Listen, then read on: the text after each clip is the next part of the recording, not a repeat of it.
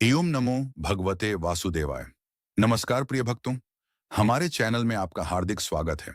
आज हम सुनेंगे देवशयनी एकादशी की अत्यंत पावन और चमत्कारी व्रत कथा। सनातन धर्म में वर्ष भर आने वाली 24 एकादशियों का विशेष महत्व बताया गया है, लेकिन आषाढ़ शुक्ल पक्ष की देवशयनी एकादशी का स्थान अत्यंत श्रेष्ठ माना गया है।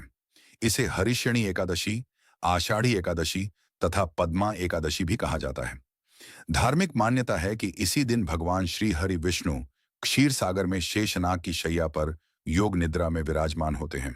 यहीं से 4 पवित्र महीनों का चातुर्मास प्रारंभ होता है। इन महीनों में भगवान की भक्ति, जप, तप, दान, व्रत और सत्संग का विशेष महत्व बताया गया है। तो आइए बिना किसी विलंब के श्रद्धा और भक्ति के साथ सुनते हैं देवशयनी एकादशी की पावन कथा। राजा मांधाता का आदर्श राज्य सतयुग में सूर्य वंश के महान और धर्मनिष्ठ राजा मांधाता राज्य करते थे। वे सत्यवादी, न्यायप्रिय और भगवान विष्णु के परम भक्त थे। उनकी प्रजा उन्हें पिता के समान मानती थी। उनके राज्य में किसी प्रकार का अन्याय नहीं था। सभी लोग धर्म का पालन करते थे।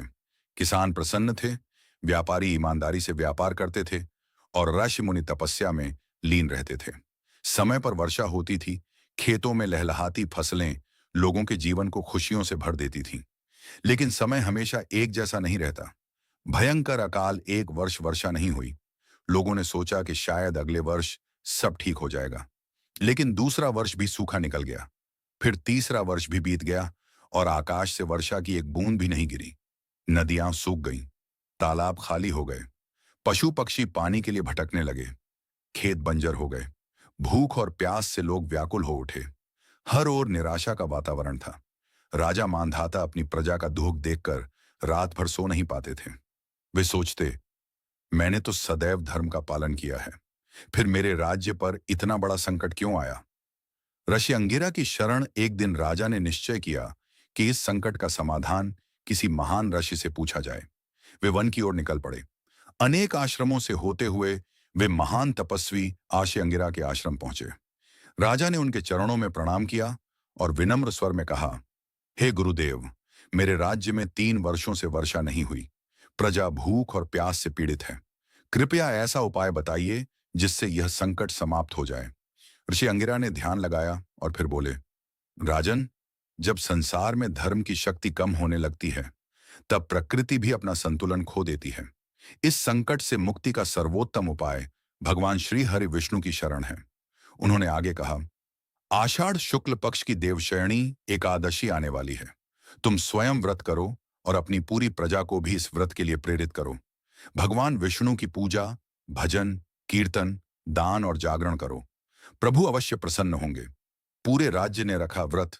राजा महल लौटे और पूरे राज्य में घोषणा करवा दी, देवशयनी एकादशी के दिन सभी लोग भगवान विष्णु का व्रत करेंगे। कोई भी व्यक्ति इस अवसर को व्यर्थ नहीं जाने देगा। एकादशी का दिन आया।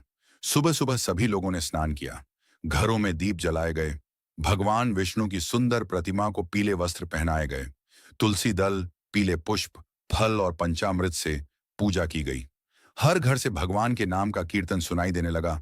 एयूएम नमो भगवते वासुदेवाय। राजा मांधाता स्वयं मंदिर में बैठकर भगवान विष्णु का ध्यान करने लगे।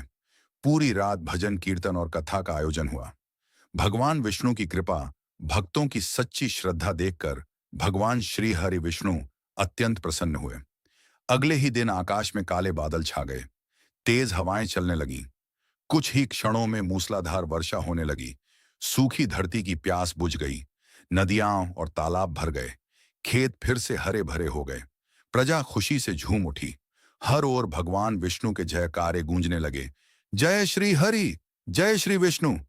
राजा मांधाता ने हाथ जोड़कर भगवान का धन्यवाद किया और प्रण किया कि वे जीवन भर धर्म और भक्ति के मार्ग पर चलेंगे।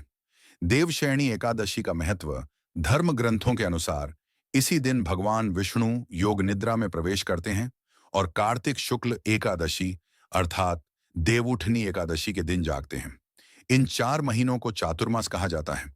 इस अवधि में भगवान की आराधना, दान, सेवा, जप, तप, सत्संग और संयम का विशेष फल प्राप्त होता है। ऐसी मान्यता है कि जो व्यक्ति श्रद्धा और नियम पूर्वक देवशयनी एकादशी का व्रत करता है, उसके जीवन के कष्ट दूर होते हैं, पापों का नाश होता है, परिवार में सुख समृद्धि आती है और भगवान विष्णु की कृपा सदैव बनी रहती है। समापन प्रिय भक्तों, हमें इस कथा से यही शिक्षा मिलती है कि जब जीवन में कठिन समय आए तब निराश होने के बजाय भगवान पर विश्वास रखना चाहिए। सच्ची श्रद्धा, भक्ति, सत्कर्म और धैर्य से बड़ी विपत्ति भी दूर हो सकती है। यदि आपको देवशयनी एकादशी की यह पावन कथा पसंद आई हो तो वीडियो को लाइक करें, अपने प्रियजनों के साथ शेयर करें और हमारे चैनल को सब्सक्राइब करना न भूलें। कमेंट में अवश्य लिखें AUM नमो भगवते वासुदेवाय। जय श्री हरि विष्णु। देवशयनी एकादशी की जय। भगवान श्री हरि विष्णु की कृपा आप और आपके परिवार पर सदैव बनी रहे। बोली भगवान श्री हरि विष्णु भगवान की जय। देवशयनी एकादशी माता की जय। जय जय श्री हरि।